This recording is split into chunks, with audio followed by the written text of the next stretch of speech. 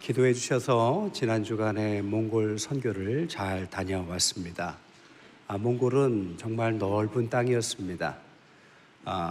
낮에는 30도가 넘는 온도가 올라가다가도 돌아오는 날에는 아주 눈까지 내릴 만큼의 기후가 급변하는 그런 아주 특별한 나라였습니다. 선교란 그런 것 같아요. 특별한 하나님의 급격한 변화 속에서 우리가 그것을 따라가는 것입니다. 그래서 오늘도 바울의 선교 이야기, 급변하는 날씨처럼 이렇게 변화무쌍한 하나님의 사역 이야기를 함께 나눌까 합니다. 지도를 볼까요? 지난 시간에 말씀드린 것처럼 안디옥에서 출발합니다. 살라미 구브로 섬, 키프로스 섬을 거쳐서 다시 버가와 다시 위에 안디옥이라는 곳이 또 있습니다. 출발도 안디옥이고 오늘 본문의 배경도 안디옥입니다. 성경에 보면 안디옥이라는 이름이 16번이나 나옵니다. 그런데 이 안디옥이 출발하는 안디옥은 수리아 안디옥이고 오늘 배경이 되는 데는 비시디아 안디옥입니다. 이 비시디아 안디옥에서 두 가지 큰 일이 일어나는데 하나는 마가 요한이 중도 이탈을 하고 또 하나는 바울이 선교지에서 첫 번째 설교하는 내용입니다.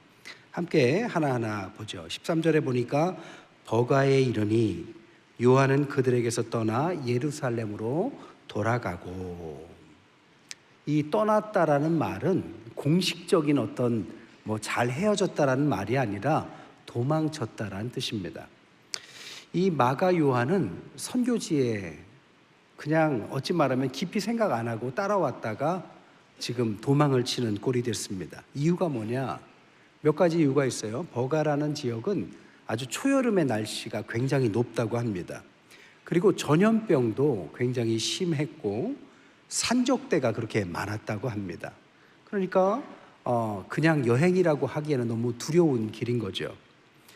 몇 주 전에도 우리가 돕는 남아공의 안성준 선교사님 연락 오셨는데 선교지에 갔다가 돌아가는 길에 강도를 만나셨대요. 그래서 총을 갖고 있는 강도가 총을 쏴서 차유리가 부서졌는데 다행히 다치지는 않았다고 그런 연락을 받았습니다.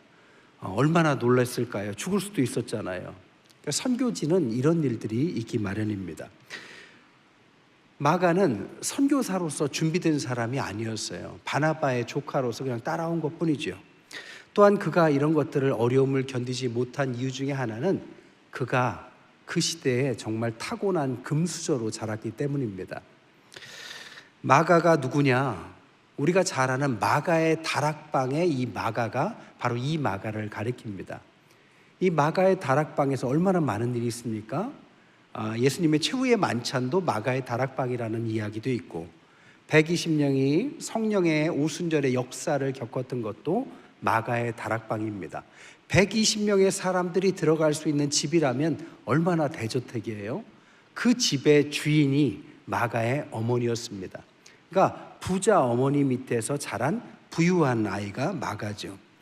나중에 이곳은 초대 최초의 예루살렘 교회로 시작하고 베드로가 감옥에 갇혔다가 탈옥했을 때도 찾아간 곳은 바로 이곳이었습니다. 그러니까 마가라는 사람은 그 당시에 제자들과 예수님과 사도들과 어울려서 생활했던 그 배경이 돼줬던 마가의 어머니의 아들이었던 거죠. 그리고 그 어머니의 남동생이 바나바입니다. 바나바는 아시는 것처럼 땅을 팔아서 헌금할 만큼 아주 지주였고 굉장한 부유한 사람이었습니다.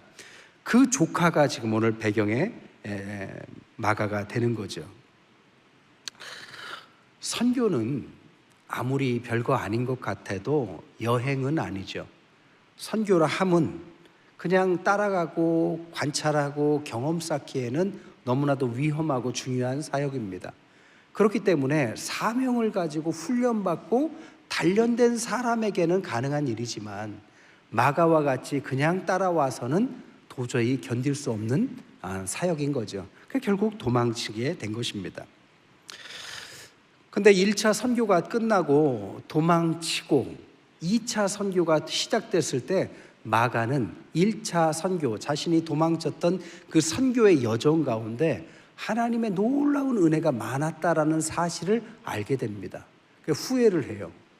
그리고 2차 선교 때 또 따라가겠다고 이야기합니다. 데려가야 합니까? 말아야 합니까? 여러분이 리더라면 어떻게 하시겠어요? 바나바는 자신의 조카기 때문에 데려가고 싶어 합니다. 근데 바울은 아니에요. 노, 절대로 안 된다고 합니다. 그래서 바울과 바나바가 갈랐습니다.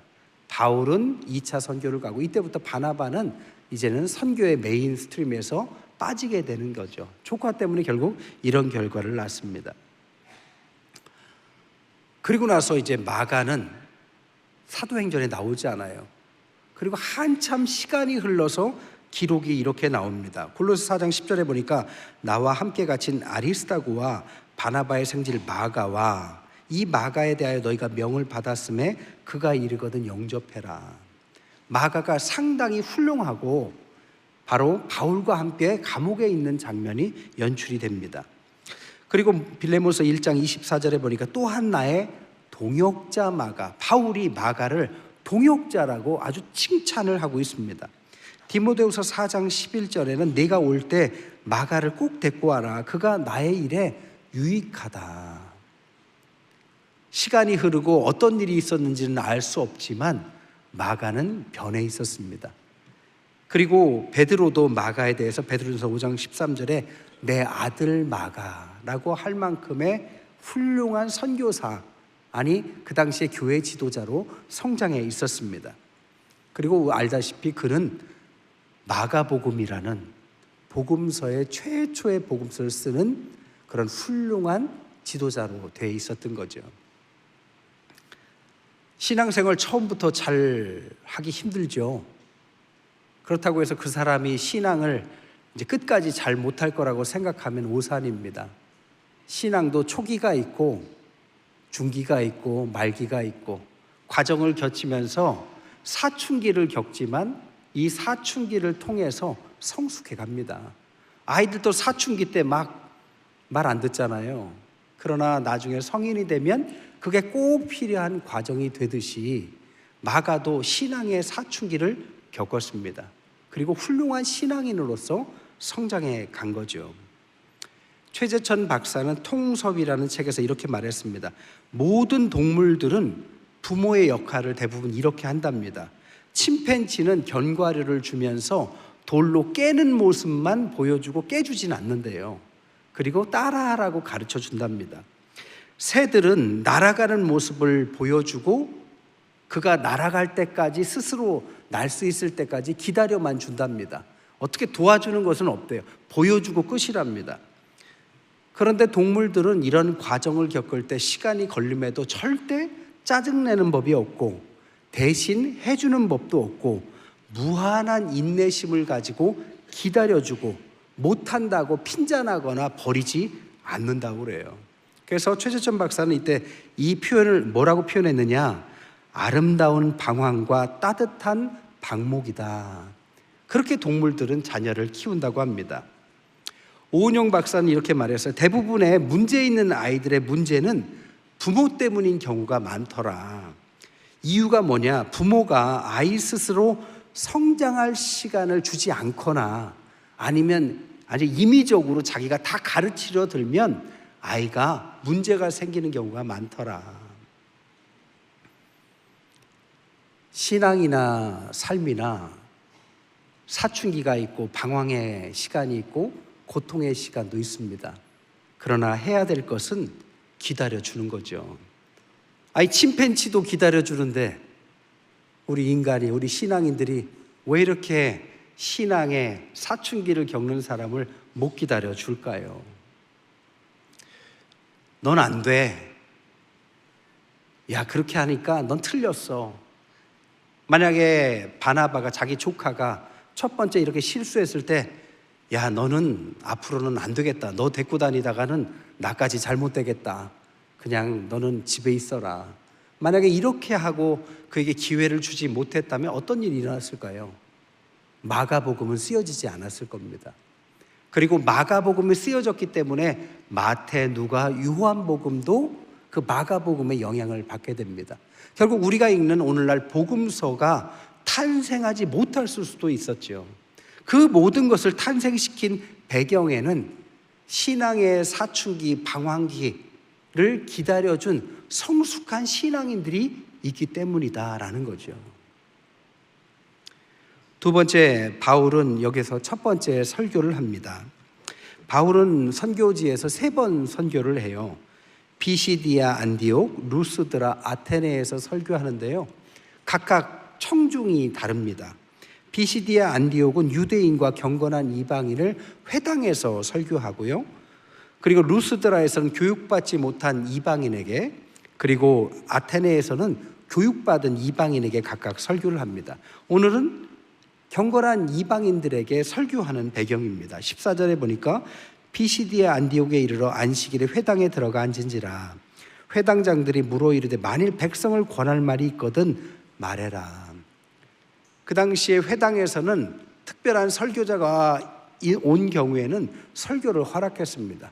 바울과 같이 학식이 있는 사람이 왔기에 설교를 맡긴 거죠. 그때 바울은 16절부터 41절까지 사무엘상, 시편, 이사야를 인용해서 설교를 합니다. 내용이 뭐냐? 우리가 기다리던 메시아가 바로 예수님이다. 예수님이 그리스도다. 이것을 가지고 설교를 합니다. 그랬더니 청중들의 반응이 어땠느냐? 42절에 보니까 다음 안식일에도 이 말씀을 해달라.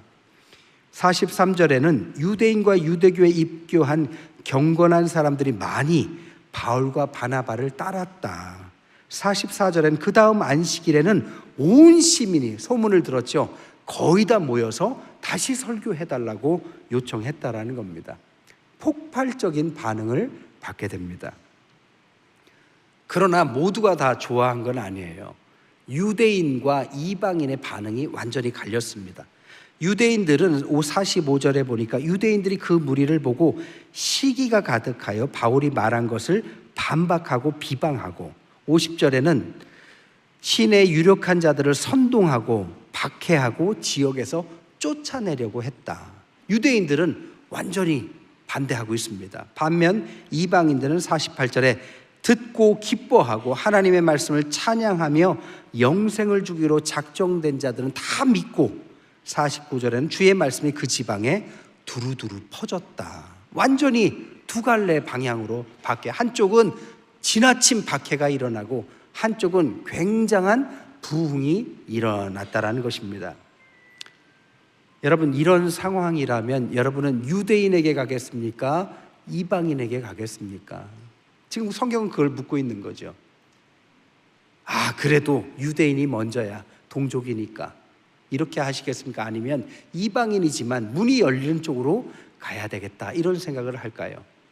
바울과 바나바는 문이 열리는 이방인으로 향합니다. 46절에 보니까 하나님의 말씀을 마땅히 먼저 너희에게 전할 것이지만, 유대인들을 말하는 거겠죠. 너희가 그것을 버리고 영생을 얻기에 합당하지 않은 자로 자처했기 때문에 우리가 이방인에게로 향하겠다라고 결정을 합니다. 가치를 모르면 전할 수 없어요. 에서가 장자였지만 장자권을 팥죽에 한 그릇에 팔아먹을 만큼 가치를 모르니까 결국 뺏기죠. 돼지에게 진주를 주지 말라고 했습니다. 가치를 알 수 없는 존재에게 우리가 가치 있는 얘기를 아무리 한들 그 가치를 못 알아듣는 거죠. 그래서 바울의 선교팀은 이때부터 이방인들에게 방향을 틀게 됩니다. 그 이방인들을 경건한 이방인이라고 말합니다. 다른 말로는 하나님을 경외하는 자라고 표현되어 있습니다. 하나님을 경외하는 자라는 표현은 하나님을 경외한다 이런 뜻이 아니라 고유명사입니다. 하나님을 경외하는 자라는 사람의 무리라는 칭호를 말하는 것입니다. 고넬료도 보면 하나님을 경외하는 사람이라고 했고, 루디아도 하나님을 섬기던 루디아라고 표현한 것은 그냥 쓴 것이 아니라 이 특별한 의미를 담고 있는 거죠. 유대인들은 유대교를 가지고 온 세계로 퍼져나갔어요. 특별히 로마에 많이 퍼져나갔습니다. 그랬더니 이 로마 제국에서 유대인들을 바라보면서 양가적 감정을 가져요. 한쪽은 너무 저 사람들은 원시적이다, 미개하다. 다른 한쪽은 저들은 한 존경받을 만하다. 왜 그런 이야기가 달리 나오느냐? 그들은 할례를 했고 그들은 또 단일 민족으로만 결혼하는 걸 보고 자기들은 부족 국가를 원하는구나. 그래서 원시적이라고 생각했고요.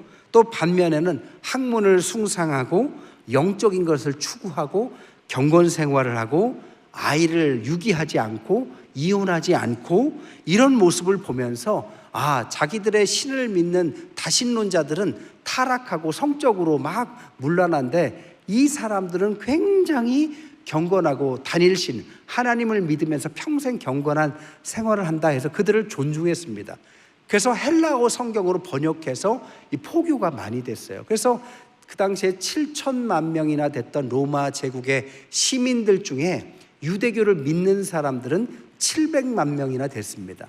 그런데 이 700만 명 중에 400만 명은 유대인들이었고 나머지 300만 명은 유대인이 아님에도 불구하고 유대교가 좋아서 믿는 사람들이 있었습니다. 이 사람들을 칭하는 고유명사가 하나님을 경외하는 자라고 불렀다라는 것입니다. 근데 그들은 어떤 행동을 했냐? 하나님을 경외하는 자라서 유대인들과 함께 예배를 드렸지만 함께 회당에서 예배를 드리고 함께 기도하고 함께 구제하는 것은 똑같이 했지만 한 가지만 달랐습니다. 할례를 받지 않았어요. 그래서 항상 그들은 할례 문제 때문에 진정한 유대인이다 아니다를 가지고 논쟁이 붙었는데 아시다시피 사도 바울은 할례 문제를 넘어서게 했다라는 거죠. 39절에 보면 모세 율법으로 너희가 의롭다 하심을 얻지 못하던 모든 일에, 이 할례 때문에 한 얘기죠. 이 사람으로 힘입어, 이 사람은 예수님을 말해요. 예수님을 힘입어 믿는 자마다 의롭다 하심을 얻은 이것이다. 이제 마음의 할례를 받으면 되고 몸의 할례까지 받을 필요가 없다, 이렇게 가르쳤다라는 것입니다.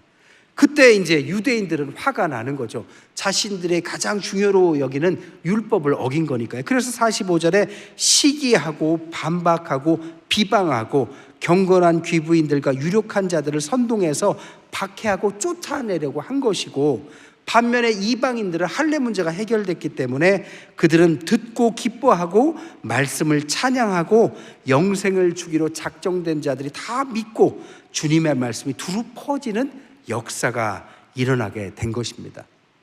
결국 이것이 이방 선교로 가고 오늘날 우리에게까지 복음이 오게 되는 역사적인 물줄기가 터지게 된 거죠. 그리고 51절에 그들은 발에 티끌을 버리고 온전히 문이 열리는 이방인들에게로 막 나아갑니다. 그리고 52절에 이때 제자들의 기쁨과 성령에 충만했다. 이 표현은 하나님께서 주님의 뜻이다라는 것을 객관적으로 보여주셨다, 이런 뜻입니다. 그러니까 잘된 거죠. 하나님의 뜻을 따라간 것이고 하나님이 인정하는 일을 하게 됐다, 이 이야기입니다. 지난 주간에 몽골 선교를 갔습니다. 한 5일 갔는데요. 5일밖에 안 갔는데 한 50일은 갔다 온 것 같아요. 너무 피곤한 거 있죠. 3군데 사역지를 방문했는데 다 좋았지만 마지막 사역지가 좀 인상에 남았습니다. 몽골이라는 나라는 땅이 굉장히 넓잖아요. 징기스칸의 후예라서.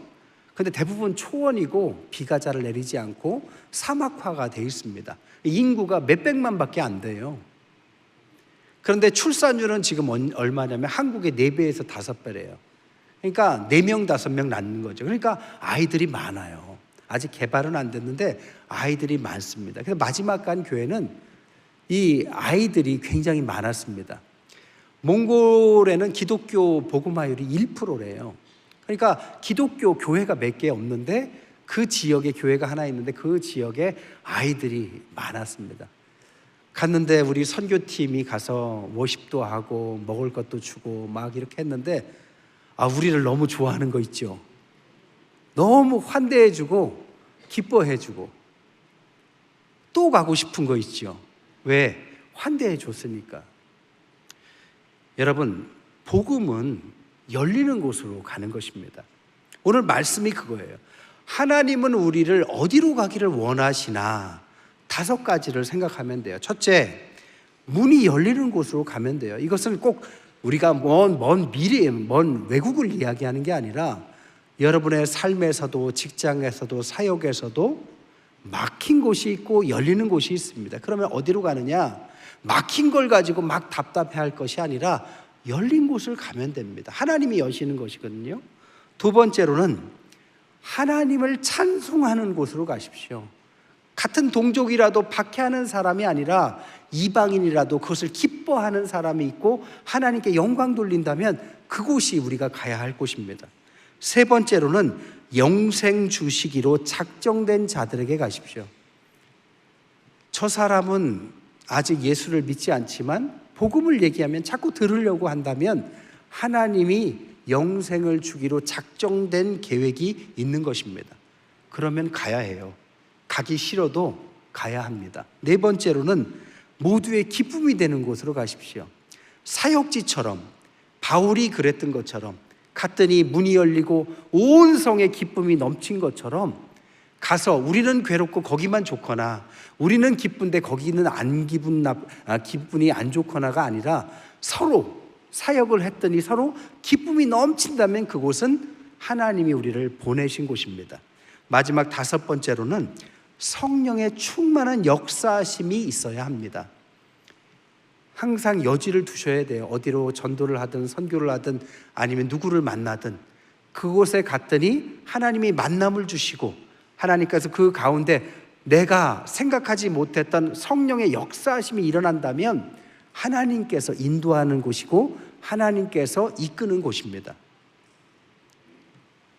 한 가지 이야기만 더 할게요. 포항에 기독교 학교 한동대학이 있는데 거기에 최영환이라는 학생이 있었습니다.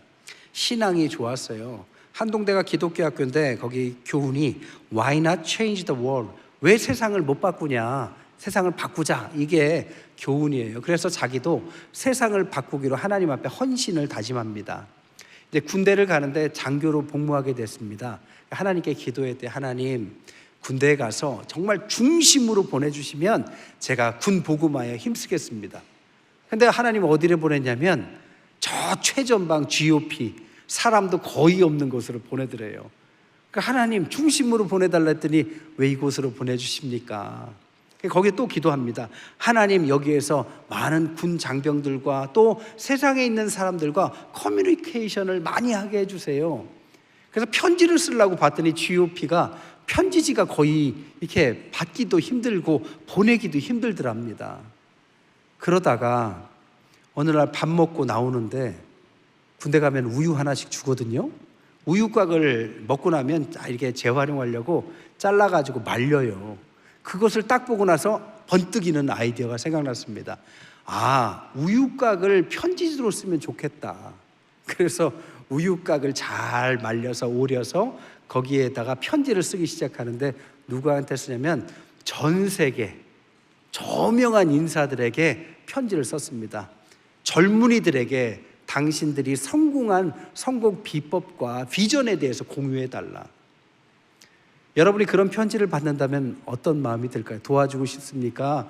그런 마음이 안 들까요? 아니, 그냥 편지지도 아니고 우유곽에, 그것도 군대에서 보낸 편지니 얼마나 이렇게 마음이 열렸을까요? 그래서 대부분의 명사들이 거기에 응답을 하고 편지를 보내주고 강연을 해주고 뭐 유튜브도 찍어주고 와주기도 하더라는 겁니다. 그래서 그가 온라인상에 대학을 세운 게 우유곽 대학입니다. 그래서 우유곽 대학을 빌려드립니다라는 책을 썼어요. 후에 그가 이제 군대를 제대하고 뉴욕에 가게 됩니다. 거기에서 Mustard Tree라는 NGO를 만들어요. 겨자나무 NGO. 똑같은 일을 합니다. 세계의 어려운 아이들을 이 유명한 사람들의 영향을 받고 잘 크도록. 그래서 아프리카로 이 NGO가 이제 선교를 가는데요. 그때 어떻게 갔느냐? 우리는 선교 갈 때 먹을 거 싸가고 뭐 선교비 갖다 주고 했는데 이분들은 그렇게 한 게 아니라 아이들에게 이틀간 21명의 미술 학도들이 같이 따라가서 그림을 가르쳐 줬대요. 이틀간 300명의 아이들에게 그림을 그리도록 가르쳐주고 먹을 건 못 주지만 그림을 그리도록 해주니까 그 300명의 아이들 중에 아주 천재적인 소질 있는 아이들이 나오더랍니다. 그래서 그 그림을 갖다가 잘 전시회를 하고, 그 전시회뿐 아니라 또 유명한 디자인을 취급하는 회사들과 콜라보를 해서 그걸로 수익 사업을 해서 거기서 나오는 돈으로 이 아프리카 아이들의 교육과 음식 문제를 해결하기 시작했대요. 정말 의외지 않으세요? 처음부터 누가 이런 생각을 하겠어요? 지금의 상황에서 내가 할 수 있는 것이 무엇일까? 주님께 기도하며 문을 열어달라고 했을 때 하나님께서 문을 열어주셨고, 따라가다 보니까 이런 일도 일어난 거죠. 여러분, 우리에게는 하나님께서 문을 열어주십니다. 너무 닫혀있는 데만 보지 마세요. 문이 열려 있는데, 우리가 하나님 앞에 선한 뜻이 있고 비전이 있다면 문이 열린 대로 가면 됩니다. 박해를 받아도 바울 일행은 문이 열리는 곳으로 가서 더 큰 은혜와 더 큰 열매를 얻었습니다. 오늘날 하나님께서도 온 세계를 구원하기를 원하세요. 우리와 같은 부족하고 연약한 사람들을 통해서 전도와 선교에 미련한 것으로 문을 열어주십니다. 용기를 가지고 나는 안 돼, 나는 지금 물질도 없고 뭣도 없고 하면 아무것도 못하겠지만, 하나님, 지금의 상황 가운데 우리가 할 수 있는 문을 열어주신 곳으로 가겠습니다 라고 기도하는 사람들은 이런 최영환이라는 사람처럼 하나님께서 문을 열어주십니다. 이제 우리 교회가 4년차 선교도 다니고 학생들, 청년들도 이제 돌아가면서 선교를 가고, 꼭 외국에 가지 않아도 이 지역과 고아원이며 우리가 할 수 있는 곳이 많습니다. 하나님은 문을 열어주십니다. 문을 열 수 있는 능력자이신 하나님을 바라볼 믿음만 있다면 하나님은 연약한 우리를 들어서 귀한 시대에 귀한 일을 맡길 줄 믿습니다. 우리 교회가 그런 교회 되시기를 주님의 이름으로 간절히 축원드립니다.